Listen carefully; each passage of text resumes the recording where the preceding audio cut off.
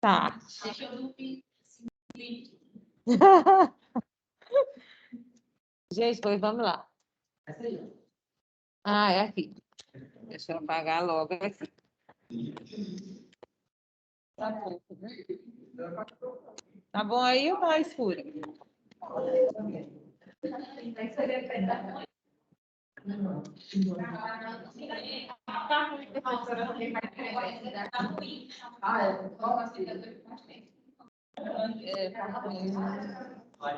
Ou ela é tudo, ou ela é aqui só de falar que apaga, só de trás, ó, suspende. Gente, mas vamos lá, tá bem nítido. Então, nessa aula, hoje, a gente vai estudar o mediastino posterior. E nessa imagem aqui, nessa região aqui de azul. O mediastino superior, inferior, posterior, né? Inferior, anterior, médio, posterior. Então, o mediastino posterior, ele começa aqui no plano transverso do tórax, né? Que é o seu limite superior, e aqui inferiormente no diafragma. Fica localizado aqui por trás do coração, do pericárdio, e aqui anterior a essas vértebras torácicas, desde a T5, que é onde passa aqui o plano transverso, até T12.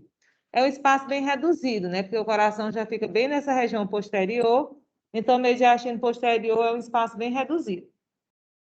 Então, ele se localiza, né, posterior ao pericárdio e ao diafragma, e aqui lateralmente é limitado pelas duas pleuras, né, dos dois pulmões. O que é que a gente vai encontrar aqui no mediastino posterior? O esôfago, né, complexo esofágico, e também a aorta torácica, são assim, as estruturas mais calibrosas dessa região. Esôfago e a aorta torácica, né, o esôfago com seu plexo. Aqui também vai passar o sistema de veia ásicos, a veia ásgo, a hemiásgo, também o ducto torácico, que a gente vai estudar bastante assim ele, com os troncos linfáticos, e também linfonodos mediastinais posteriores. Também não está mostrando essa foto, só os linfonodozinhos. Então, nessa aula, a gente vai estudar principalmente a aorta, o esôfago a gente já estudou na aula passada, e vamos ver também o sistema de veia ásicos e o ducto torácico. São as estruturas principais. Então, começando aqui pela aorta torácica, né? A gente já viu que a aorta, quando ela emerge do ventrículo esquerdo, primeiro ela tem uma direção ascendente, que é a aorta ascendente, depois ela faz uma curva, que é o arco da aorta, e depois ela vai descer. Primeiro no tórax, aí vai perfurar o hiato esofágico e depois vai passar pelo abdômen. Então, essa parte aqui se chama parte torácica da aorta descendente, ou simplesmente a aorta torácica. Ela se localiza à esquerda das vértebras, né, de T5 a T12. Então, quando ela faz essa curvazinha aqui, o arco da aorta, essa curvatura é para esquerda e posterior, por isso é que ela vai lá bem assim, paralela à coluna vertebral, sendo que ela está à esquerda da coluna vertebral, das vértebras T5 até a T12. E ela vai passar aqui posterior ao pedículo pulmonar, aqui do pulmão esquerdo. Então, está aqui as veias, a artéria pulmonar e também aí vai estar o brônquio. Então, fica posterior ao pedículo, a raiz do pulmão esquerdo, também ao pericárdio e ao esôfago. Você vê que aqui o esôfago passa um pouco na frente e a aorta torácica atrás. E aqui nessa região inferior, ela vai passar por uma abertura do diafragma, que se chama hiato esofágico. Vai passar junto com o ducto torácico, que a gente vai já estudar, e também, na maioria das vezes, com a veia ásgo e a veia hemiásgo, e a veia hemiásgo. No hiato aórtico. Eu falei... Não, hiato aórtico. Hiato aórtico. Aí, no hiato esofágico, que é esse aqui, vai passar o esôfago com o tronco vagal anterior e o tronco vagal posterior. Não, a aorta passa no hiato aórtico, né, junto com o ducto torácico, a veia ásgo e a veia hemiásgo. E aqui no hiato esofágico passa o esôfago com o tronco vagal anterior e o tronco vagal posterior. E no forame da veia cava inferior vai passar só a veia cava inferior. Então, são as três aberturas principais do diafragma. Forame da veia cava inferior, hiato esofágico e atrás do hiato esofágico, o hiato aórtico. A aorta torácica, nesse trajeto aqui, ela vai dar alguns ramos que eles são divididos, são todos ramos colaterais, porque a aorta ela só vai dar o ramo terminal lá na região terminal da aorta abdominal. Então, tanto aqui o do arco da aorta ascendente, da aorta torácica, são todos ramos colaterais. E esses ramos colaterais, eles podem ser divididos em ramos parietais, que são esses 3 primeiros, e ramos viscerais, que são esses 4 últimos. Quando eu digo que um ramo é parietal, porque ele vai irrigar a parede do tórax. Quando ele é visceral, é porque ele vai irrigar vísceras. Isso tanto na aorta torácica como na aorta abdominal, qualquer região. Parietal é uma palavra que vem de parede. E visceral vem de víscera, de órgão. Então, quais são os ramos colaterais parietais da aorta torácica? Aqui, entre duas costelas vizinhas, ela vai originar, a aorta torácica, as artérias intercostais posteriores. São as principais artérias aqui, ó. Ela só não vai originar a primeira e a segunda, mas ela vai originar a terceira, quarta, quinta, sexta e assim por diante. Ela é par porque é uma de cada lado. Então, colateral, parietal, par. Direita e esquerda. Então, da terceira até a 11ª, que é a última. Aí, abaixo da 12ª costela, ao invés de ter artéria intercostal, vai ter subcostal, porque a última costela, abaixo da última costela, não teria outra costela, então é a artéria subcostal. A artéria subcostal fica assim, paralela às intercostais posteriores, como se fosse semelhante, só que ela é abaixo da última costela, portanto, subcostal. E ela vai originar também artérias que vão irrigar o diafragma, que são chamadas de artérias frênicas superiores. Na figura nem está mostrando, mas ela vai irrigar a face superior do diafragma. Ela é par, né? Direita e esquerda, mas ela é só uma par. As intercostais posteriores, elas são 11 no total. Mas saindo da aorta, só vai da terceira à 11ª, então só são 9, porque a primeira e a segunda, elas são ramo da intercostal suprema, não sai da aorta. Então, a aorta, ela vai originar intercostal posterior, da terceira até a 11ª. E como se fosse a 12ª, a gente não chama intercostal, chama subcostal. Frênica superior vai irrigar o diafragma. Também é parede, é músculo, parede.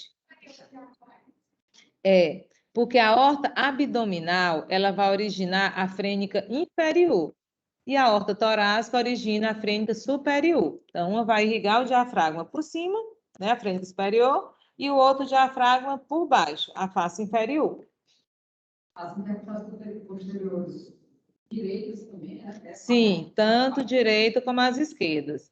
Inclusive, como a aorta está do lado esquerdo, as esquerdas elas são assim mais curtas e as direitas elas vão passar por trás aqui da traqueia, pela frente da coluna vertebral e vão lá para o lado direito também, tá? Elas são um pouco mais longas, já que a aorta está do lado esquerdo.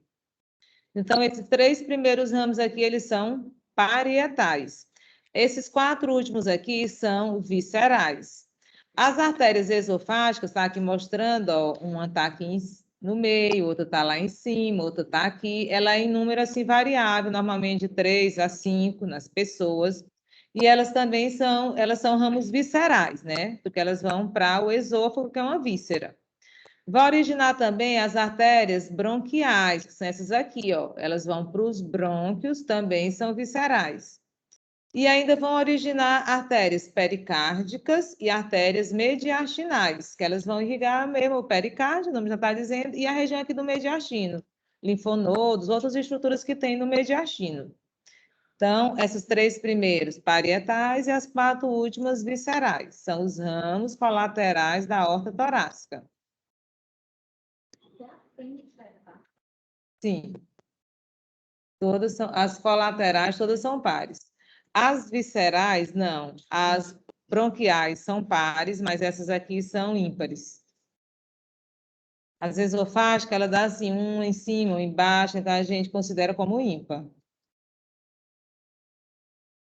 O esôfago, eu vou até pular essa parte do esôfago, que a gente já falou demais do esôfago. É o mesmo milagre da aula passada.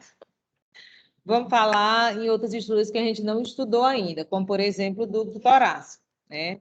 Já falei sobre o sistema linfático, ele recolhe a linfa do corpo humano, que é um líquido parecido com o sangue, mas que não tem hemácias, por isso não é vermelho, não tem plaquetas, por isso não coagula. A linfa, ela é formada do plasma e dos glóbulos brancos, que são leucócitos. Então, é um líquidozinho que, como se saísse do vaso sanguíneo e depois retorna ao sangue. Então, o sistema linfático, ele auxilia a drenagem de líquido do corpo.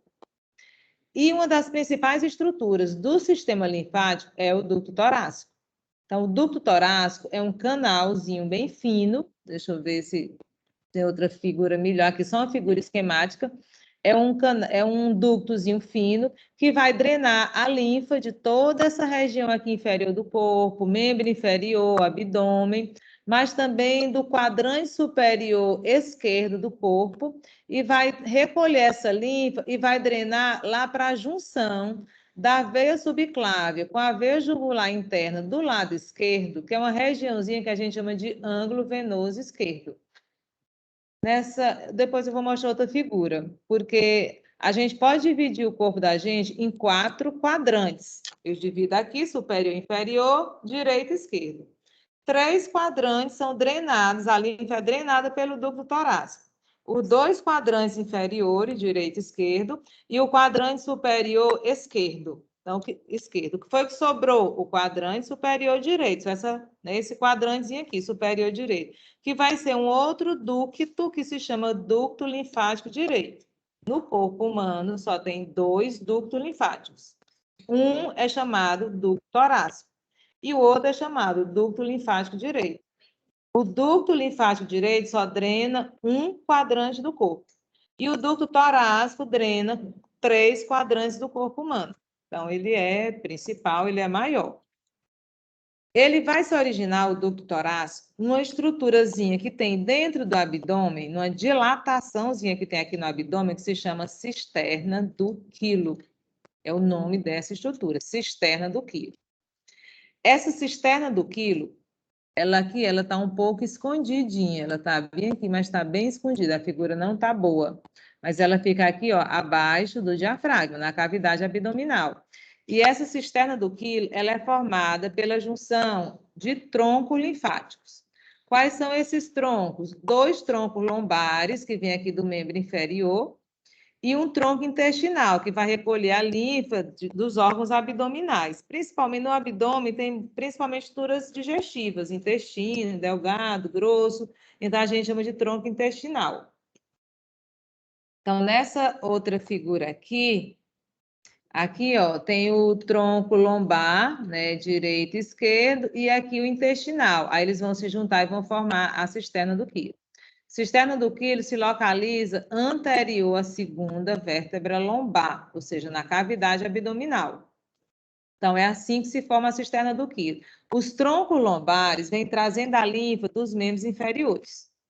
E o tronco intestinal, que ele é ímpar, ele vem trazendo a linfa da cavidade abdominal. Aí vão se unir esses 3 troncos, né, os 2 lombares e o intestinal, e vão formar a cisterna do quilo. A cisterna do quilo é uma dilataçãozinha, aí na hora que ela se estreita, formando só um tubozinho, aí eu chamo de ducto torácico. O ducto torácico, ele vai atravessar o diafragma junto com a aorta através do hiato aórtico. Ele vai passar... O ducto torácico, nessa figura, ó, aqui é a cisterna do quilo, esse verdinho. Aqui são os troncos lombares, não está mostrando o intestinal, mas tem também o intestinal. Aí vai formar aqui, anterior à segunda vértebra lombar, vai passar junto com a aorta no hiato aórtico e vai subir aqui, ó, na frente da coluna vertebral. Ele vai subindo aquele ductozinho transparente. Em cirurgias nessa região do mediastino posterior, é frequente esse ducto ele tem alguma lesão, porque ela é uma estrutura transparente, vai passando um líquido que não pulsa, como a artéria, por exemplo, que vai pulsando, é fácil de você visualizar.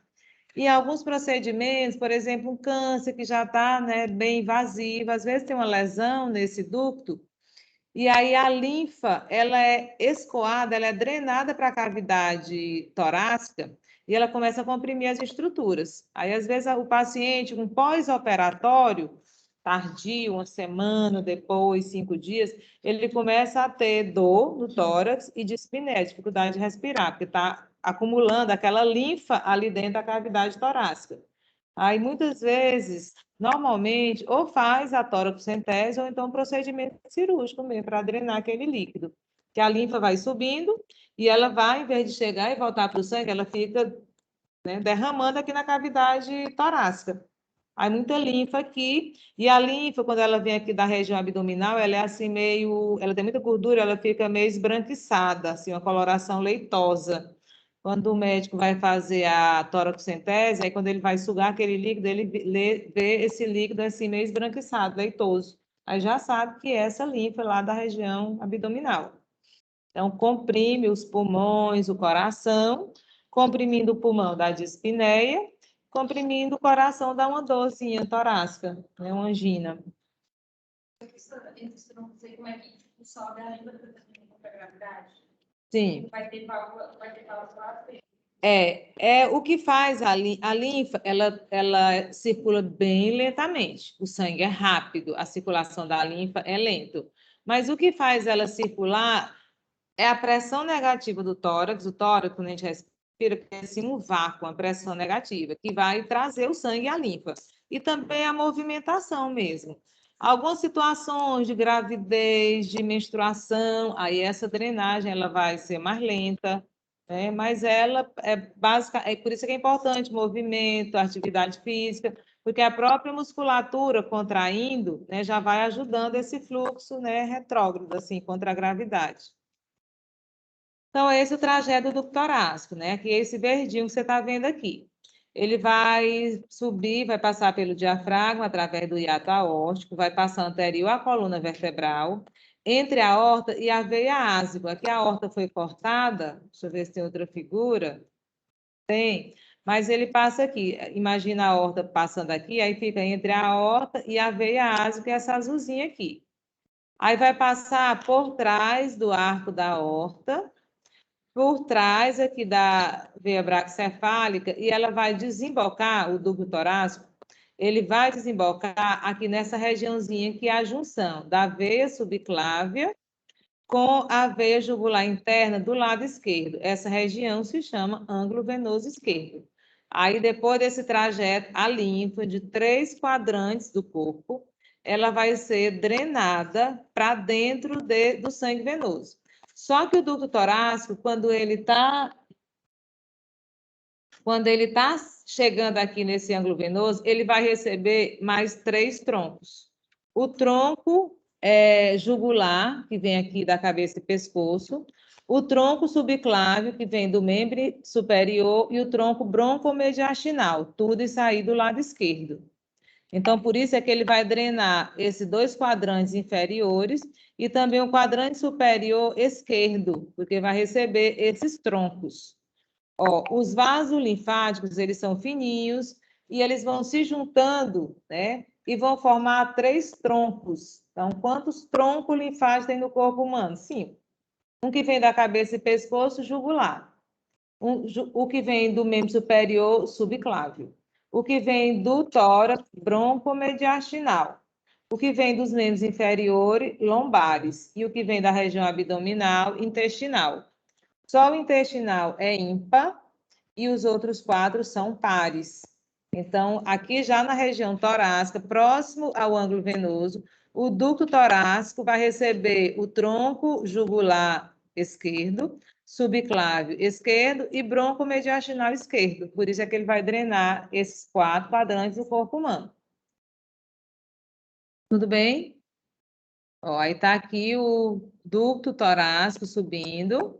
Aí vai passar lá na frente, atrás do arco da aorta, da veia braquicefálica, e aí vai receber esses outros troncos aqui, ó. Aqui está o tronco jugular, o tronco subclávio e o broncomediastinal, quando está mostrando, aí vai drenar para essa veia subclávia, na junção dela com a jugular, numa regiãozinha que a gente chama de ângulo venoso esquerdo, aqui no caso.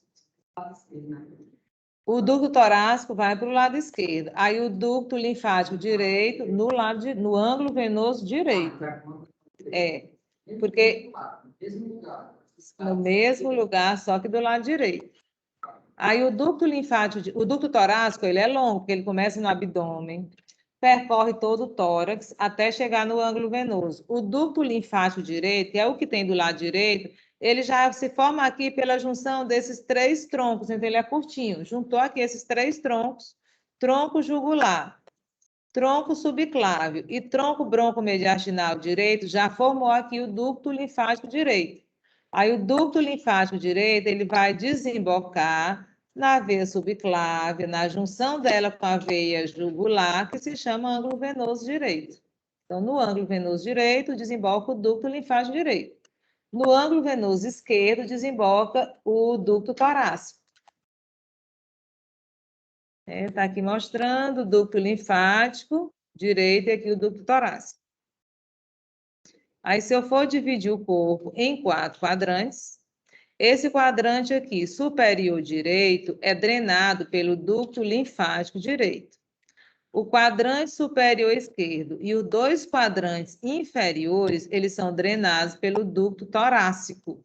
Então, o ducto torácico drena a linfa de 3 quadrantes e o ducto linfático direito só do quadrante superior direito. Então, qual é a função desses ductos? Drenar a linfa e jogar a linfa dentro do sangue novamente. Tá? Então, ele ajuda o sistema venoso. O sistema linfático ajuda o sistema venoso. Ajuda, às vezes, a trazer o líquido de volta lá para essa região central. E aqui no mediastino posterior, a gente vai estudar também o sistema de veias ázigos. A gente já falou sobre elas em algumas aulas, mas vamos revisar. Tem a forma assim de um H. Aí do lado direito eu vou ter só uma veia mais calibrosa, que é a veia ázigo. E do lado esquerdo eu vou ter 2 veias. Uma aqui em cima, que se chama veia hemiásico acessória, e um aqui embaixo, que é a veia hemiásigo. Então, são 3 veias: ázigo, hemiásigo acessório. A veia ázigo e a hemiásigo, elas vão se formar na cavidade abdominal, nem tem a figurinha direitinho, mas elas vão se formar na cavidade abdominal pela junção da veia lombar ascendente com a veia subcostal. Do lado direito, essa junção forma a veia ázigo. Do lado esquerdo, essa mesma junção forma a hemiásigo. Então, só é diferente o lado. Ásigo do lado direito, hemiásigo do lado esquerdo. Mas ambas são formadas pela junção da veia subcostal, lembra a artéria subcostal, que a gente falou ainda há pouco, a veia subcostal, com a que vem subindo a região lombar, lombar ascendente. Aí as duas se formam, né, dentro da cavidade abdominal. Elas vão ultrapassar o diafragma, normalmente no hiato aórtico. Mas em algumas pessoas, elas passam mesmo assim pelas fibras do músculo diafragma, sem ser no hiato aórtico. E essa veia ázigo, ela é importante porque ela forma uma via colateral entre a veia cava inferior e a veia cava superior, como se ela tem conexão com as duas, ela tem uma conexão aqui embaixo com a veia cava inferior e ela drena mesmo para a veia cava superior. Então, a gente diz que ela forma uma via colateral, ela faz uma junçãozinha da veia cava superior com a veia cava inferior. Ela vai ascender à direita, né, da coluna vertebral, ela vai passar posterior à raiz do pulmão e ela vai desembocar na veia cava superior. Lá no laboratório, tanto nas peças artificiais como na natural, tem a veia ázigo chegando aqui na veia cava superior. Tem alguns corações lá no laboratório, não sei se vocês perceberam, que as veias braquicefálicas ela está cortada bem aqui no iniciozinho. Aí eu vejo a veia braquicefálica esquerda, a veia braquicefálica direita, juntando, formando a veia cava superior e a veia ázigo chegando na veia cava superior. Então, ela vai desembocar na veia cava superior. E quando ela faz essa curva aqui sobre a raiz do pulmão direito, ela deixa uma impressão lá no pulmão direito, né? Em cima do pedículozinho pulmonar, tem a impressão da veia ásgo lá no pulmão direito. Ela vai receber várias tributárias, como, por exemplo, as veias esofágicas, que a gente, as veias esofágicas que você está vendo aqui. Ela vai receber as veias bronquiais direitas, a veia hemiasgo vai drenar para ela também, e essas veias aqui intercostais posteriores direitas. Então, as veias intercostais posteriores direitas drenam para a veia asgo. Também veias esofágicas, aí as veias bronquiais direitas, porque a esquerda ela vai drenar para a hemiasgo acessória. Ela só vai receber as direitas, as bronquiais. E também a hemiasgo, normalmente ela drena a hemiasgo acessória, normalmente ela drena na hemiasgo, e a hemiasgo é que drena na asgo. Está mostrando ela novamente, passando aqui atrás do pedículo pulmonar direito para desembocar na veia cava superior. Então, essas aqui são as tributárias e tem também veias mediastinais. Essas são as tributárias da veia asgo.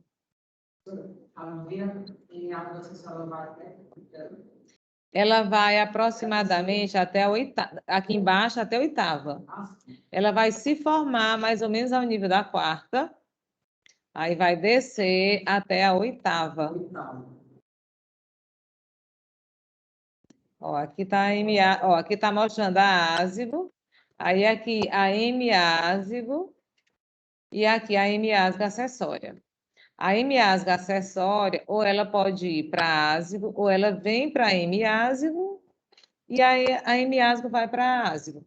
São duas possibilidades. Aqui, estava até mostrando a formação, que eu não botei lá na frente. Aqui, a subcostal, aí a lombar ascendente, elas duas se juntam e formam a ásgo. No lado esquerdo, acontece a mesma coisa, a subcostal, a lombar ascendente, aí forma a hemiásgo. Então, elas têm a mesma formação, só que a asgo é do lado direito e a hemiásgo é do lado esquerdo. Então, a hemiásgo é formado pela junção da veia lombar ascendente, que é essa, com a veia subcostal, que é essa aqui. Esquerdas.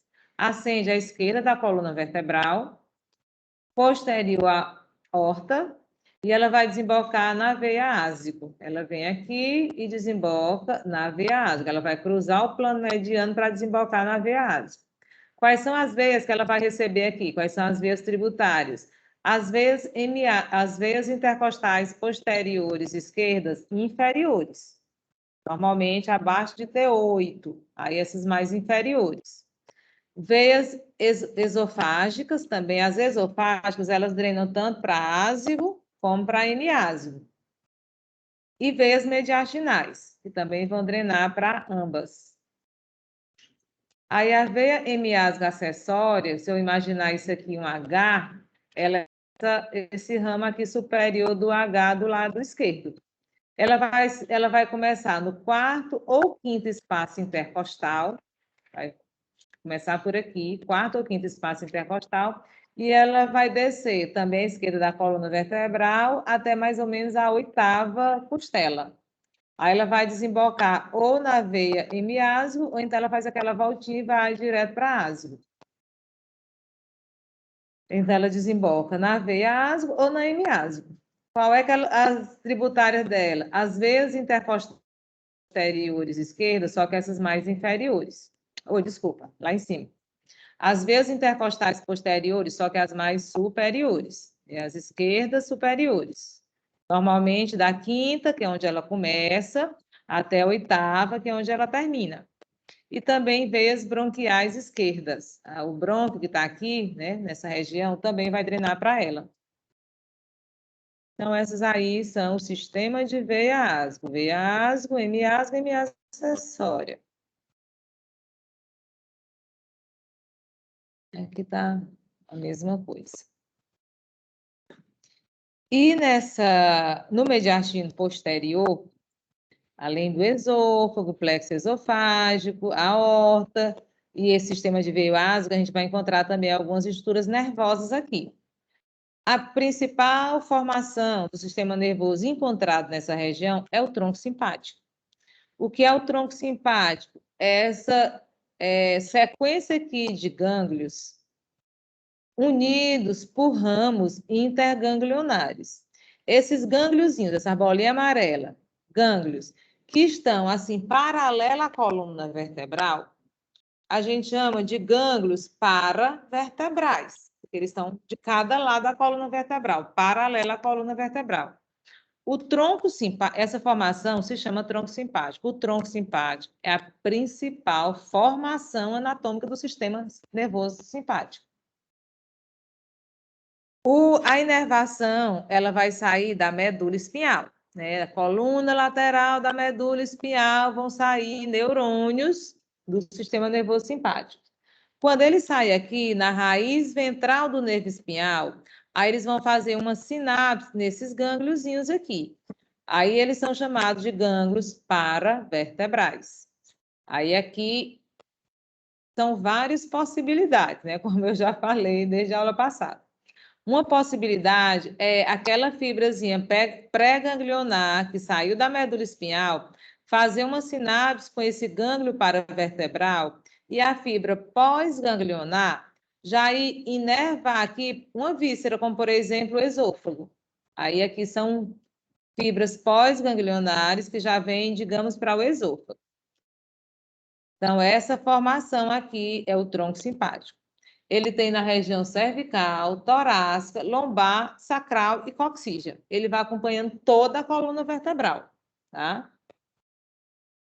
Aí vocês vão estudar lá na neuroanatomia, por exemplo, na região cervical, só são 3 gânglios. Gânglio cervical superior, médio e inferior. Na região torácica, aqui no tórax, eles são de 10 a 12. Em algumas pessoas tem 10, outras pessoas tem 11, outras pessoas tem 12, 10 a 12. Na região lombar, de 4 a 5. Na região sacral, e assim vai.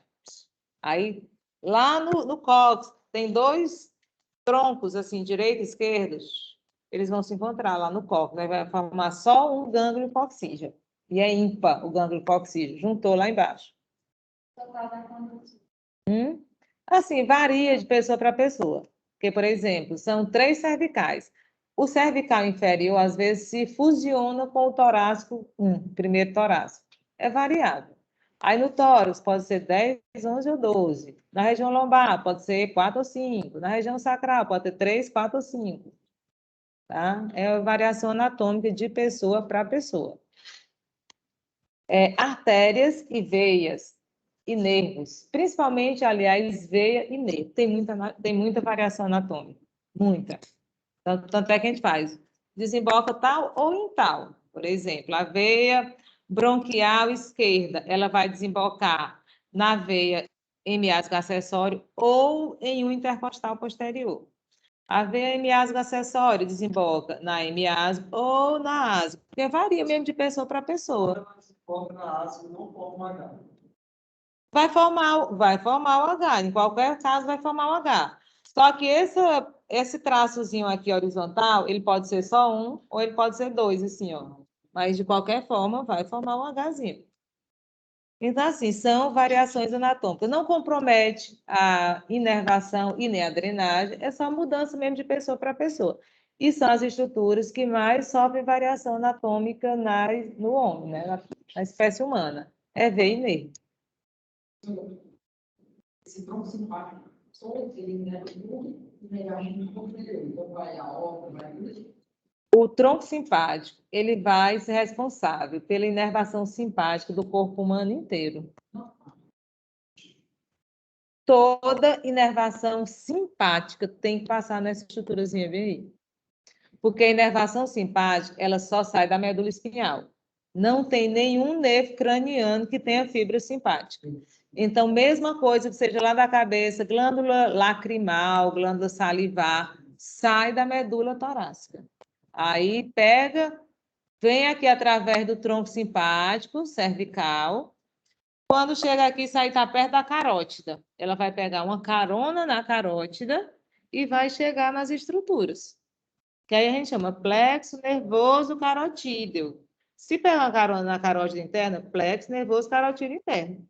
Se pegar uma carona na carótida externa, plexo nervoso carotídeo externo. Mas toda inervação simpática, qualquer músculo liso, músculo cardíaco ou glândula, o neurônio tem que passar nessa formaçãozinha aí. E ela só sai da medula torácica e lombar alta, L1 e L2. Por isso é que o tronco, por isso é que existe esse troncozinho simpático, porque às vezes a inervação, por exemplo, se vai lá para a minha glândula lacrimal, ela vai sair lá do L1, mas aí aqui do L1 ela vai pegar nesse tronco, vai subir até a região cervical, aí encontra a carótida e vai para lá. Não tem nenhum nervo craniano que tenha fibra simpática. Nervo craniano só tem fibra parasimpática, e só são 4. Oculomotor, facial, glossofaringe e vago. Só esses 4 nervos cranianos têm fibra parasimpática. E nenhum tem fibra simpática.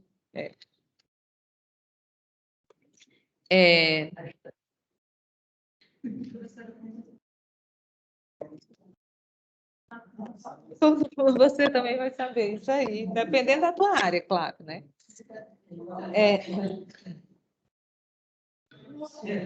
Bem, então, é assim que vai acontecer a inervação simpática da traqueia, do esôfago, do coração, dos pulmões, de tudo.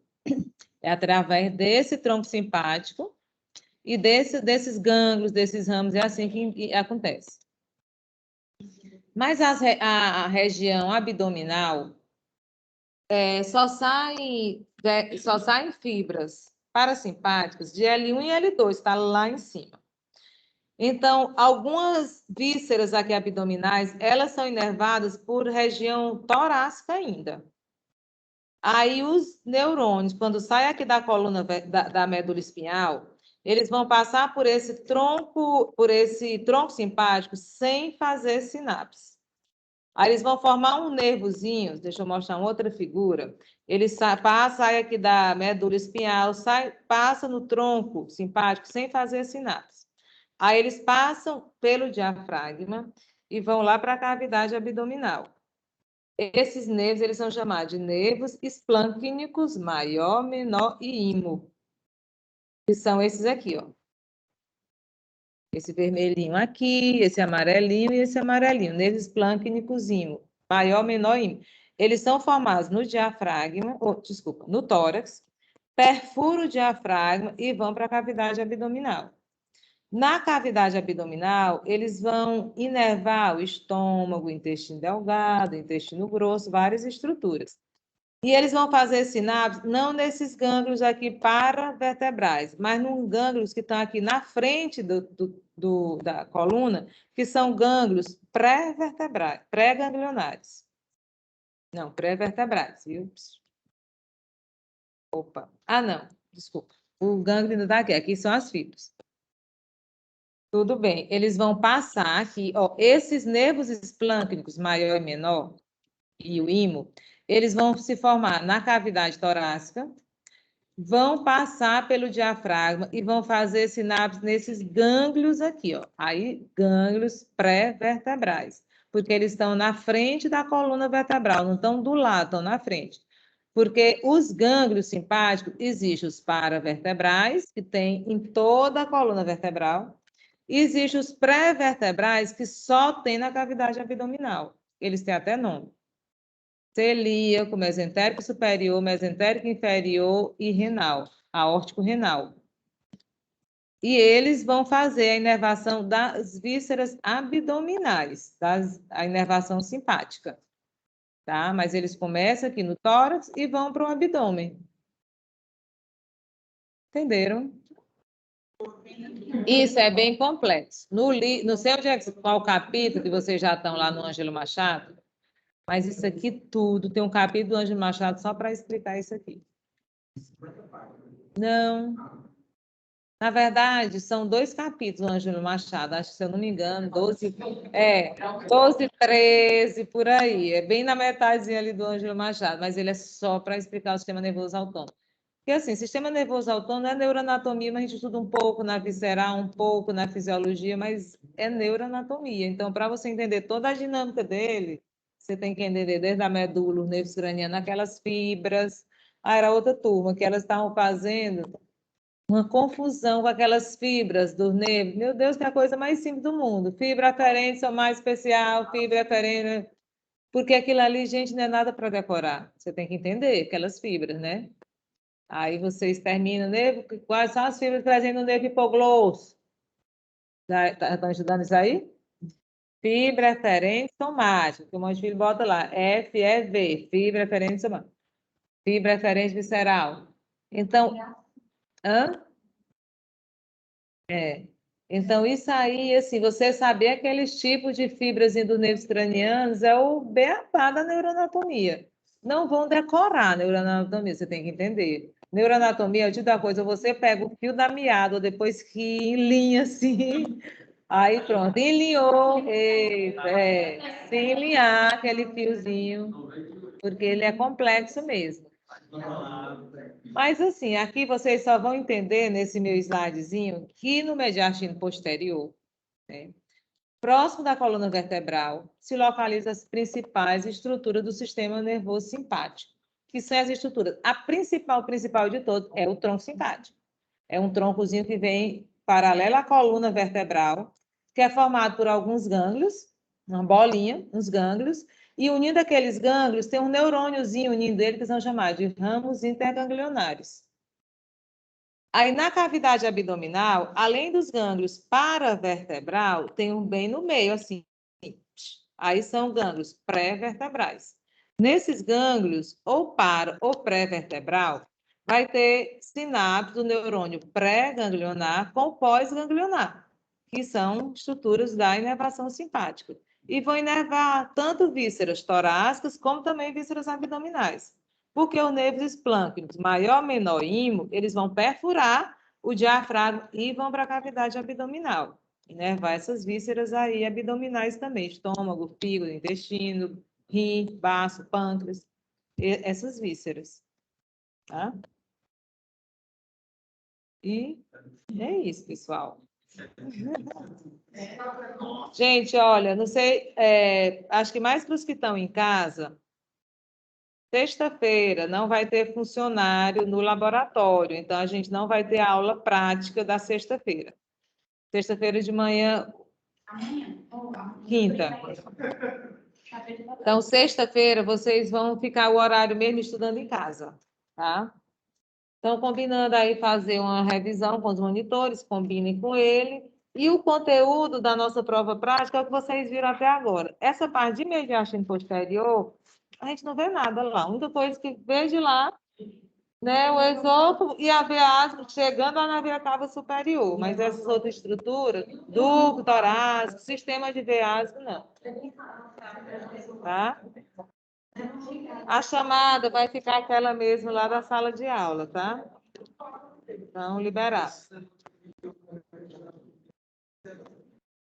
Ó, porque assim também, existe o que a gente chama de interdisciplinaridade. Você tem anatomia, histologia, fisiologia, neuroanatomia, está tudo integrado, né? Uma tem que ajudar a outra para você ter esse entendimento global.